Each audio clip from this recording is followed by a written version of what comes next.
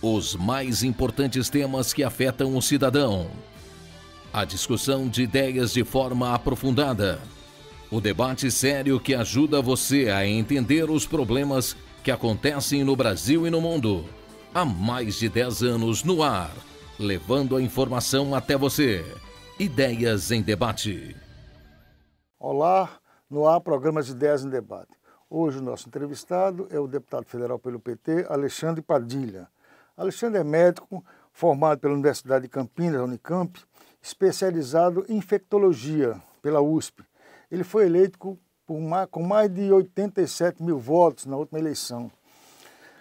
Padilha atuou no movimento estudantil na década de 90, foi coordenador da campanha do ex-presidente Lula em 1989 e 1994. Assumiu em 2011 a Secretaria de Relações Institucionais da Coordenação Política do Governo. Na gestão da presidente Dilma Rousseff, e essa é uma coisa importantíssima que nós vamos discutir aqui, ele foi ministro da Saúde e se destacou como principal responsável pela implantação do programa Mais Médico. O deputado também, na Prefeitura de São Paulo, na gestão do prefeito Fernando Haddad, exerceu o papel de secretário de Saúde do município. Atualmente ele é vice-presidente nacional do PT. Mas o deputado Padilha tem uma história muito interessante, que muitos não conhecem. Uma história, você entendeu, de uma criança que teve o pai perseguido pela ditadura militar. O pai era Nivaldo Pereira Padilha. O pai do deputado foi preso, perseguido, encarcerado no Presidente Tiradentes. Criança, o deputado Padilha não conseguiu conviver com seus pais, isso é um trauma muito grande para uma família. O pai do deputado ficou exilado no Chile, no Uruguai, na Argentina, nos Estados Unidos e na Suíça. Já era um garoto de 7, 8 anos quando viu o pai pela primeira vez. Isso é um drama de muitas famílias no Brasil, um drama que a ditadura militar, se entendeu, encarcerou muitos patriotas, muitos brasileiros, né? Muitos dos quais, inclusive, com o presidente da OAB, que não teve oportunidade de conviver com seu pai, que até hoje não sabe o que foi feito com o corpo do seu pai, né? Isso é uma história muito má para o Brasil. Mas quero começar aqui com o senhor, deputado. Isso é uma coisa, né, que poucas pessoas conhecem, muitos jovens de hoje que não sabem o que é conviver numa ditadura, o que é uma ditadura militar, entendeu? Seja de qualquer regime, e que a gente corre um sério risco, né, de voltar a um processo de secessão pelas eleições. Isso foi que foi duro, né? Mas, deputado, né, sabe-se que hoje o processo em Brasília está muito difícil para todo mundo, né? Na sua gestão, o senhor foi um dos coordenadores e idealizadores do programa Mais Médico, programa que levou a saúde, né? Levou a assistência médica a milhões e milhões de brasileiros, né, dos mais distantes pontos do país, né? E que, infelizmente, o presidente Jair Bolsonaro, né, não percebeu essa questão, misturou ideologia política com a saúde da população, cancelou o programa e hoje se percebe que ele era fundamental e importante para levar a saúde à população. Esse Brasil, que é um Brasil de dimensões, né, continentais, com cidades distantes, onde muitos médicos formados por universidades públicas não querem dar assistência à população, e o Mais Médico foi uma alternativa. Como é que o senhor vê hoje essa questão do programa Mais Médico no Brasil enfrentar grande dificuldade? Bom, mano, em primeiro lugar, um grande abraço, né? Muito feliz de estar aqui, poder acompanhar quem nos assiste pela TV aberta, o pessoal que vai acompanhar e acompanha pela internet, pelas várias formas pela internet. Muito obrigado por poder voltar aqui nesse programa, na sede aqui, tá mais uma vez podendo conversar com as pessoas. E em segundo lugar, obrigado aí pela a menção que você fez à história do meu pai, que eu tenho muito orgulho dela. E acho, você tocou uma coisa importante, né? Muitos dos jovens não viveram o que foi a ditadura, né? Muitas vezes acham que a ditadura foi uma coisa de poucas pessoas. O atual presidente da República vive falando mentiras, por exemplo, falou que a Ação Popular, né, que é uma organização da igreja, né, das várias igrejas. Meu pai era um metodista na época, era uma organização sanguinária, uma organização que nunca participou de qualquer ato de luta armada nem nada. Mas você deu um bom exemplo, quer dizer, a ditadura fez isso, fez traumas em famílias inteiras, né? Eu só pude encontrar meu pai quando eu tinha 8 anos de idade. O Felipe Santa Cruz, que é presidente da OAB, nunca pôde encontrar o pai, porque o pai foi assassinado dentro dos porões da ditadura, ninguém sabe como, né? Mas é mais do que isso, a ditadura impedia, por exemplo, de a gente ter um programa como esse, né, Mauro? A gente só está podendo ter um programa como esse aqui, onde você está nos assistindo, conversando, porque existe democracia, né? E a ditadura impedia, por exemplo, a gente discutir isso que você está falando, né? Como que um presidente da República destrói um programa como Mais Médicos, né? E você não ter formas de enfrentar isso. Então, em primeiro lugar, Mauro, eu estou muito preocupado com o que está acontecendo do atendimento médico à população. Tenho certeza absoluta que quem está nos assistindo ou está esperando uma consulta, ou tem algum parente esperando meses para uma consulta, para uma cirurgia. Muitas pessoas perderam o medicamento que recebiam quando a gente estava no Ministério, o medicamento que era ofertado ou pela farmácia popular, medicamentos especializados. As pessoas estão com falta desse medicamento. Eu tenho ouvido direto, às vezes na rua, no congresso. Tem o meu perfil lá na internet, que é o @padilhano, o pessoal manda mensagem pelas redes sociais. Está faltando medicamento para transplante, faltando insulina, né? E se reforçou a isso a ausência dos médicos do Mais Médicos, que estavam, quando nós tínhamos o programa, eles chegavam a atender a cerca de 60 milhões de brasileiros, estavam em todo o país, não só no interior, nas áreas remotas, mas também aqui na periferia das grandes cidades. Nós estamos aqui na cidade de São Paulo, no centro da cidade de São Paulo, por exemplo, tinha médico do Mais Médicos que atendia as áreas das ocupações aqui, região aqui central. Se a gente vai até a cidade de Tiradentes, Zona Leste, os médicos que tinham que atendiam na unidade básica de saúde eram médicos do Mais Médicos. A gente vai a Aparelheiros, na Zona Sul, se vai até o quilômetro, depois do quilômetro 20 da Raposo Tavares, se vai até região noroeste da Brasilândia, né? Então na periferia das grandes cidades também. Infelizmente o governo, quando assumiu, rompeu com o convênio, né? Na prática expulsou os médicos cubanos pelas agressões que faziam os médicos cubanos, e até hoje não conseguiu repor esses médicos, exatamente porque eram médicos que iam para lugares onde a gente, depois de várias seleções, chamadas, não conseguia médicos brasileiros. Esse debate vai voltar com força agora, Mauro, porque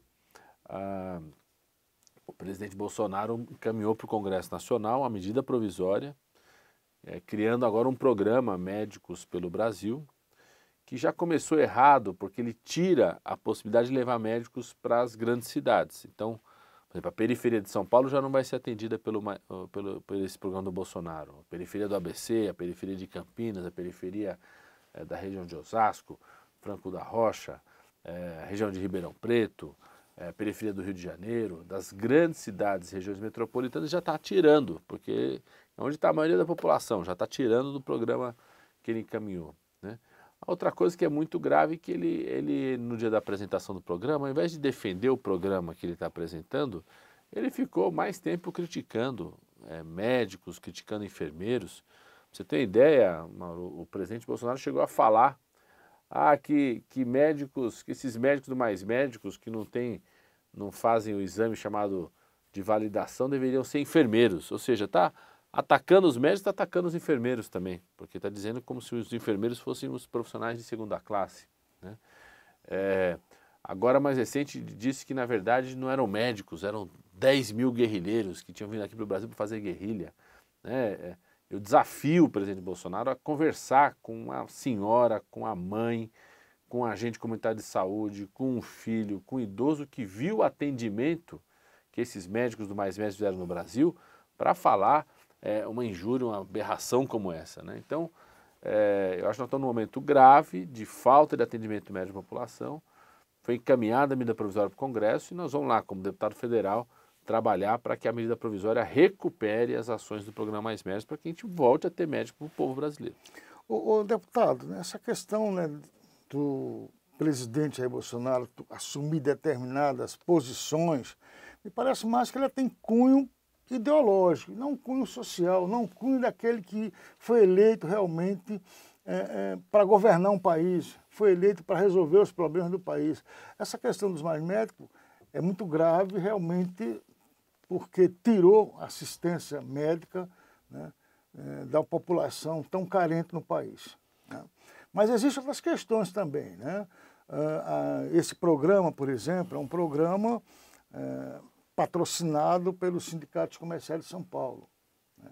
É um programa que é custeado pelos trabalhadores, né?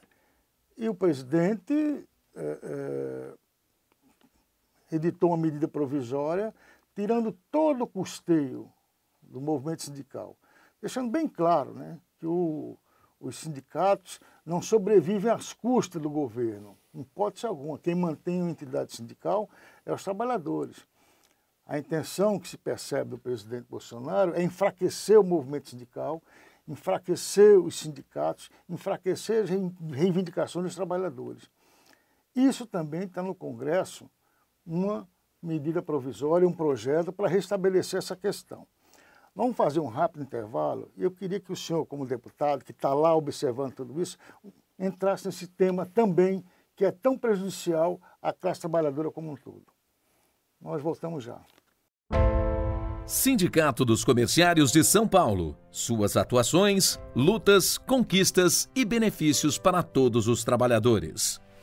Você, trabalhador e trabalhadora comerciária, conheça tudo o que o seu sindicato faz e tem para você e sua família. O sindicato te representa nas negociações coletivas, buscando sempre melhorias e manutenções de cláusulas sociais, negociando com 16 sindicatos patronais, onde representamos todos os trabalhadores de shoppings, supermercados, concessionárias e todos que trabalham no comércio da cidade de São Paulo.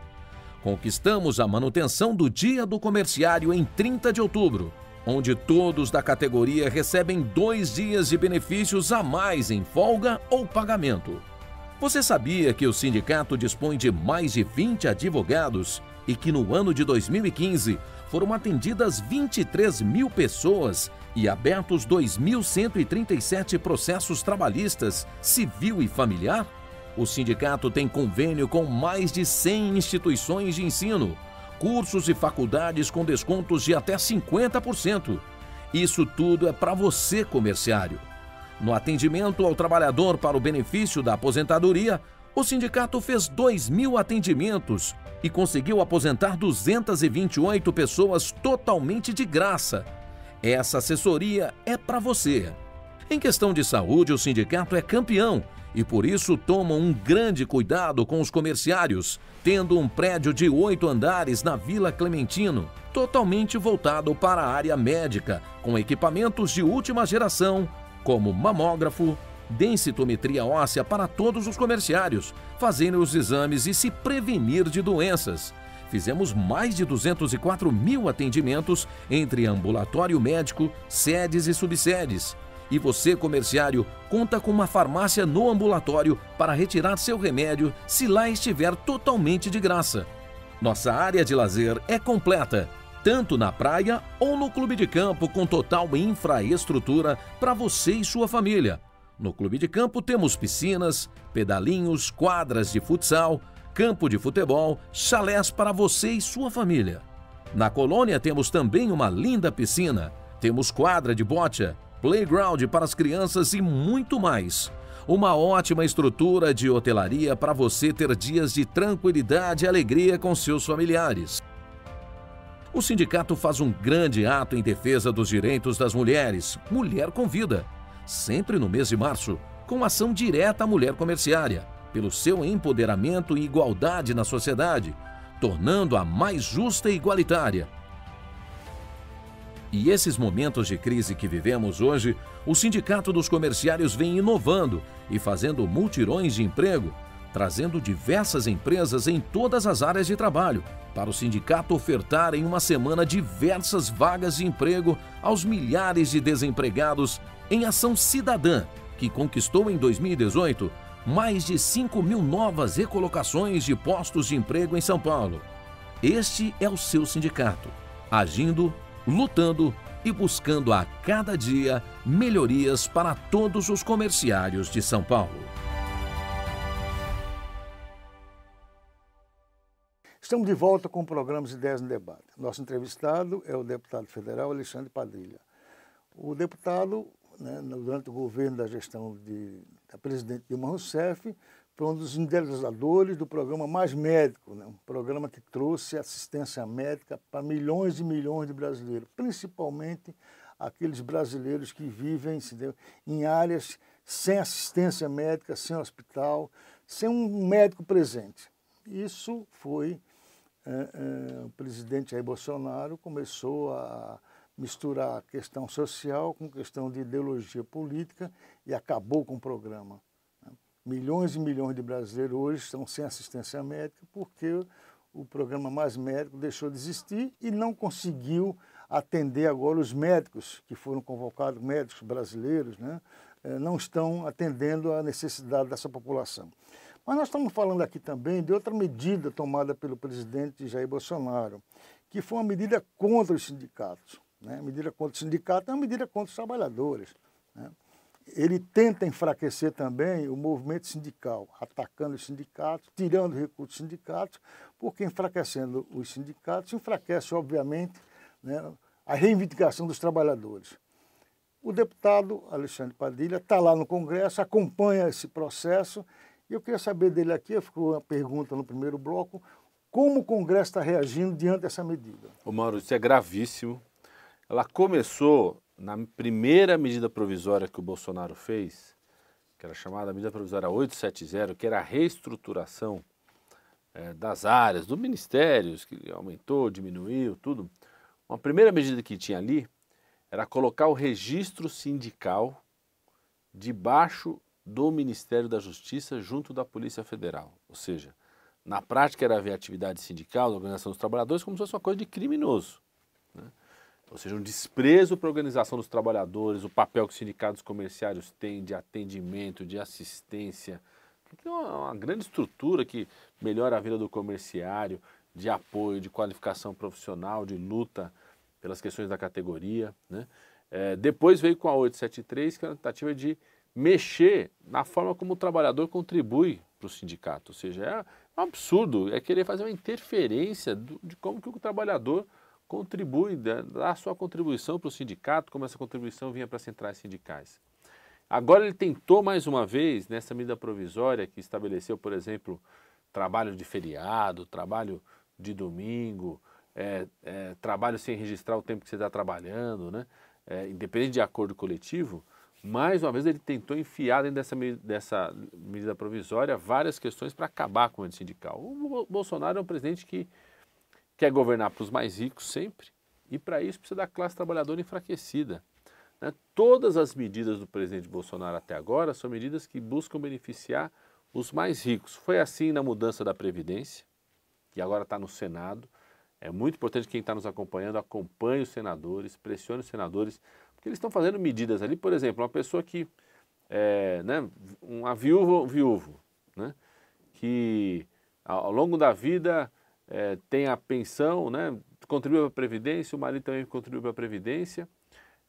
Quando o marido morre, dependendo de qual for a renda dessa viúva, ela vai ter uma pensão menor do que um salário mínimo, pensão de morte.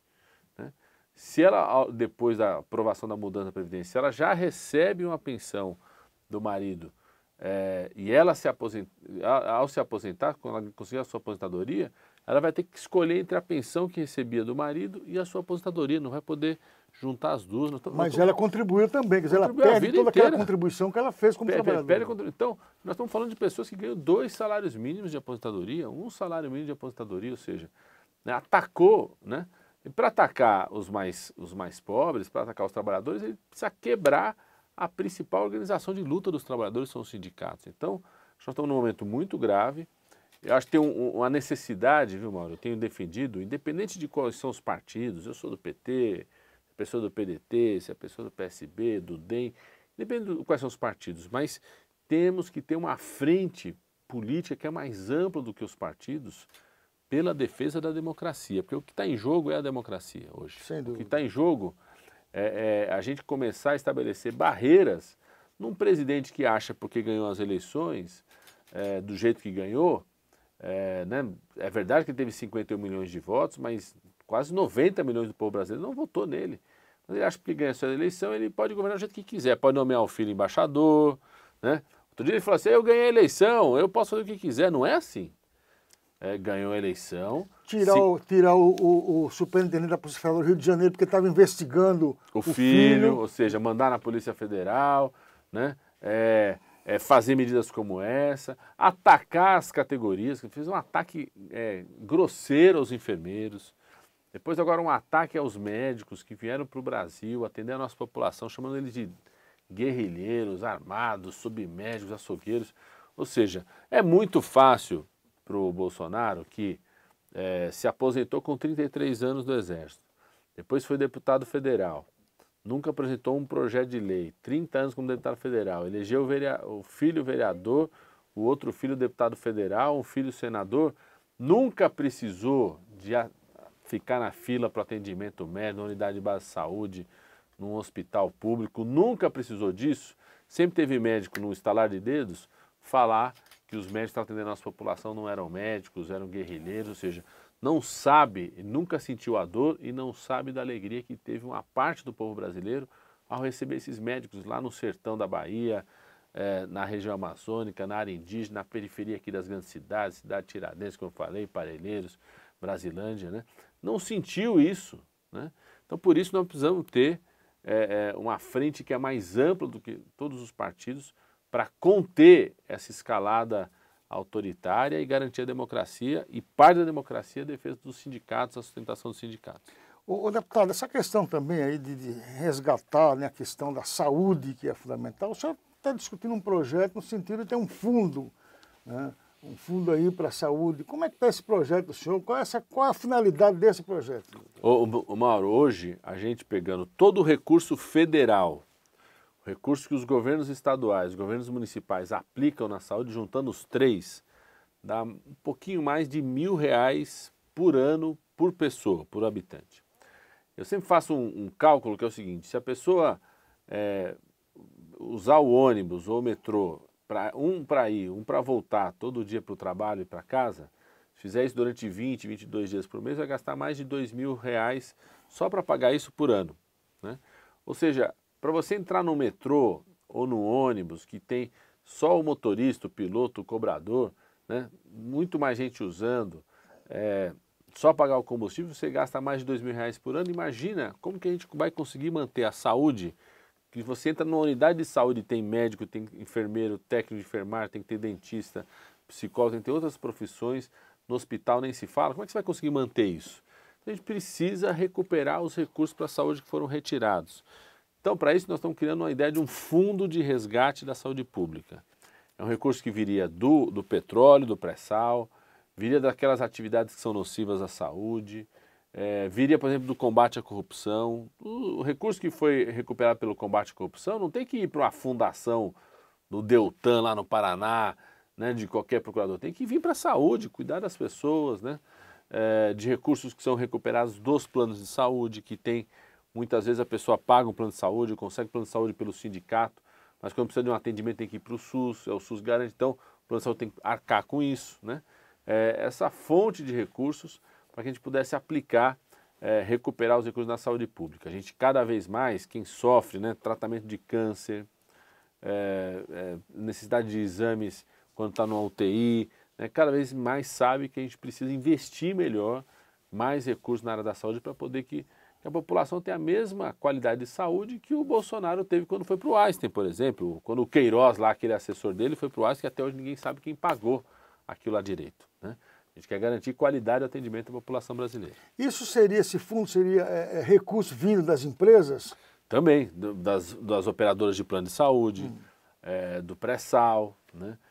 de empresas que têm atividades que são nocivas à área da saúde, né? A gente poder recuperar esse recurso. Tem muitas empresas que fazem atividades, por exemplo, a indústria do tabaco, ela tem que contribuir para a saúde, porque a atividade econômica dela, de onde ela tira lucro, é uma atividade que impacta na saúde das pessoas. Então, recuperar esses recursos para que a gente pudesse ter investimento maior na área da saúde. Deputado, esse projeto já está na pauta do Congresso? Eu estou construindo, eu faço parte da Comissão de Seguridade Social, Saúde e Família, né?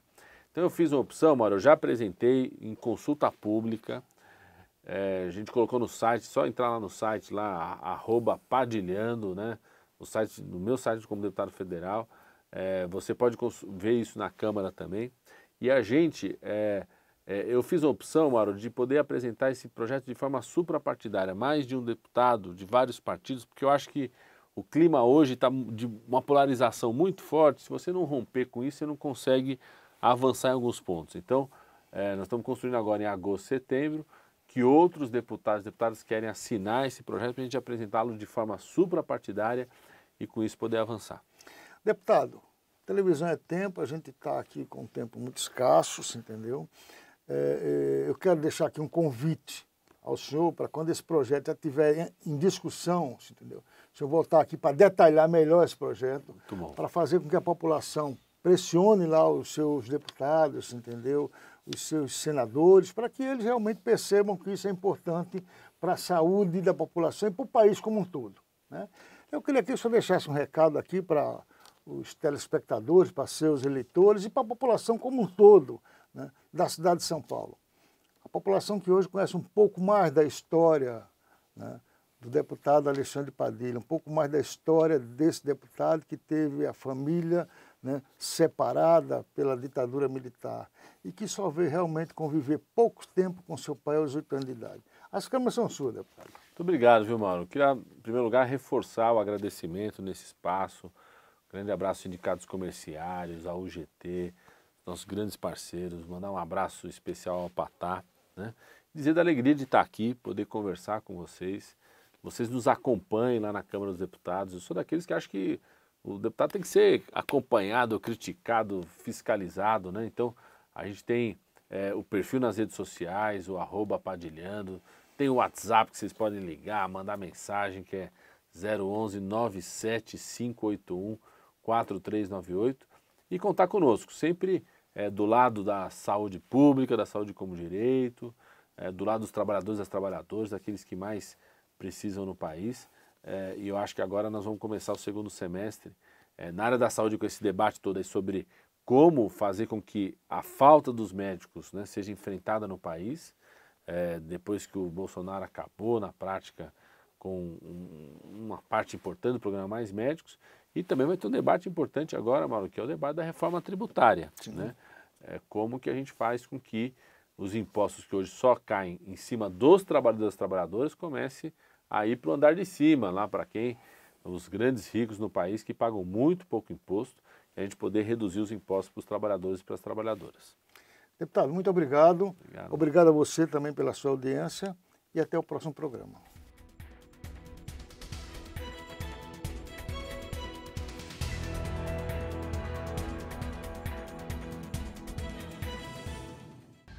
Os mais importantes temas que afetam o cidadão. A discussão de ideias de forma aprofundada. O debate sério que ajuda você a entender os problemas que acontecem no Brasil e no mundo. Há mais de 10 anos no ar, levando a informação até você. Ideias em Debate.